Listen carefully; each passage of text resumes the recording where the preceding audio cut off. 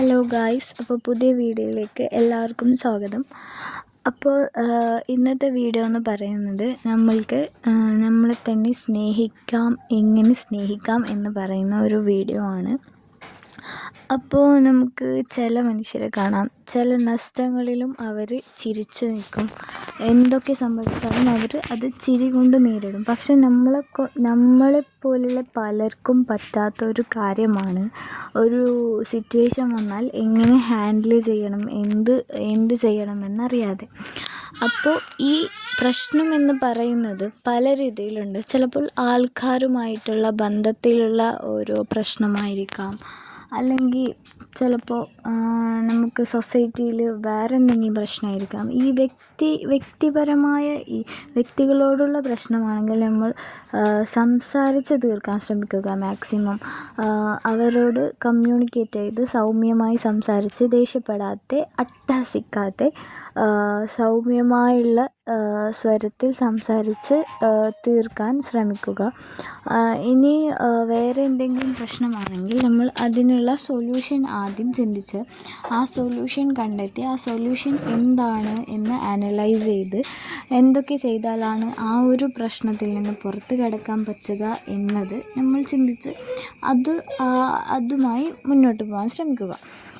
പിന്നെ ഇന്നത്തെ ദിവസത്തെ ഓർത്താണ് നമ്മൾ ചിന്തിക്കേണ്ടത്. പല മനുഷ്യരും ജീവിക്കുന്നത് ഇന്നലകളിലും നാളെകളിലുമാണ്. പക്ഷേ കുട്ടികളെ കണ്ടിട്ടില്ലേ, കുട്ടികൾ നല്ല സന്തോഷമായിരിക്കും. കാരണം അവർക്ക് ഇന്നത്തെക്കുറിച്ച് മാത്രമാണ് ചിന്ത.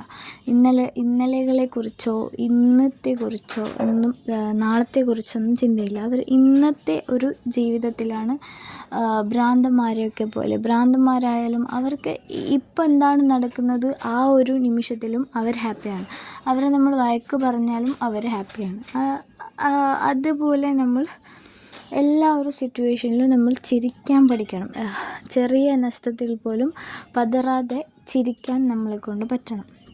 എന്തെങ്കിലും അർത്ഥത്തിൽ ഭംഗിയാക്കാൻ കഴിയുന്ന ഒരു കാര്യമാണ് ഇന്ന് എന്ന് പറയുന്ന ഒരു ദിവസം. നമ്മൾക്ക് കുറേ കാരണങ്ങളുണ്ടാവാൻ ചിരിക്കാം. അതൊക്കെ വിട്ട് നമ്മൾ ദുഃഖത്തിൻ്റെ പിറകെ പായുന്നു. എവിടെയാണോ നമ്മുടെ ജീവിതം നമ്മളെ കൊണ്ടുപോകുന്നത് അവിടെ സന്തോഷം കണ്ടെത്താൻ കഴിയുന്നവനാണ് യഥാർത്ഥ മനുഷ്യൻ. നമ്മൾ നമ്മുടെ സ്വപ്നം മാത്രം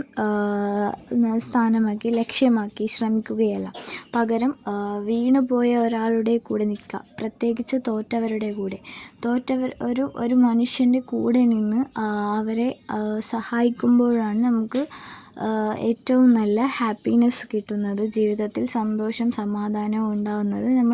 നമ്മളെ പ്രശ്നം പോലെ തന്നെ മറ്റുള്ളവരെ പ്രശ്നത്തെ എമ്പതിയോടെ കണ്ടാലാണ് പ്രശ്നത്തിന് പരിഹാരം ഉണ്ടാവുക. മനുഷ്യനെ ചേർത്ത് പിടിക്കാൻ ശ്രമിക്കുക.